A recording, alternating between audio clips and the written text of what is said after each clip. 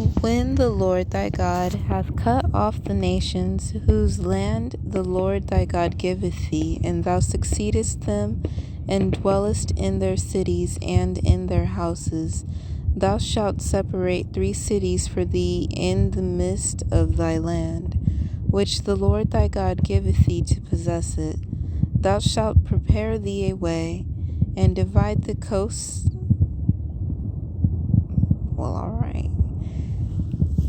Thou shalt prepare thee a way, and divide the coast of thy land, which the Lord thy God giveth thee to inherit, into 3 parts, that every slayer may flee thither.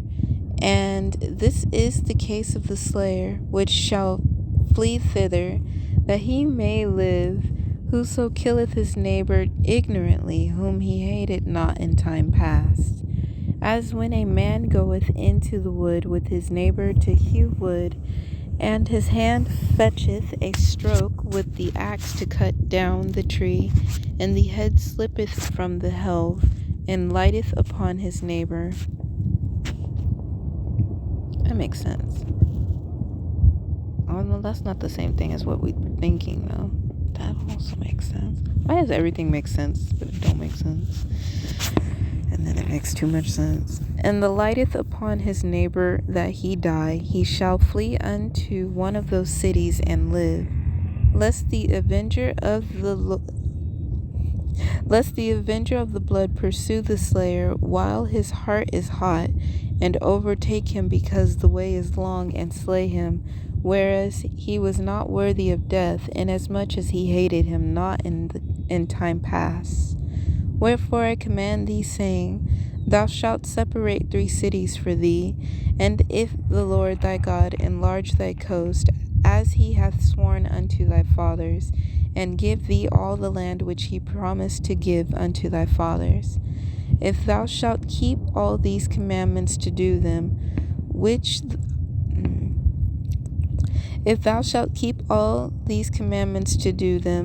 I command thee this day, to love the Lord thy God, and to walk ever in his ways, then shalt thou add 3 cities more for thee beside these 3, that innocent blood be not shed in thy land, which the Lord thy God giveth thee for an inheritance, and so blood be upon thee. But if any man hate his neighbor, and lie in wait for him, and rise up against him, and smite him mortally, that he die, and fleeth into one of these cities, then the elders of his city shall send and fetch him thence, and deliver him into the hand of the avenger of blood, that he may die.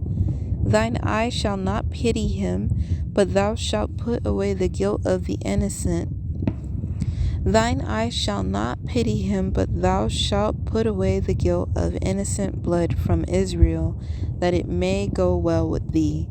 Thou shalt not remove thy neighbor's landmark, which they of old time have set in thine inheritance, which thou shalt inherit in the land that the Lord thy God giveth thee to possess it.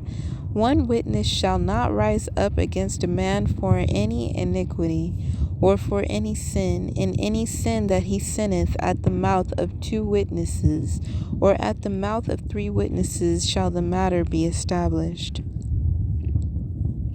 If a false witness rise up against any man to testify against him that which is wrong, then both the men between whom the controversy is shall stand before the Lord, before the priests and the judges, which shall be in those days. And the judges shall make diligent inquisition, and behold, if the witness be, is that cut off? Interesting. I've never seen that before.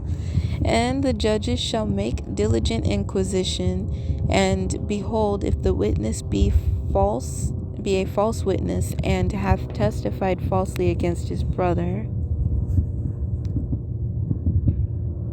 Oh, okay. Then shall ye do unto him as he had thought to have done unto his brother. So shalt thou put the evil away from among you. And those which remain shall hear and fear, and shall henceforth commit no more any such evil among you.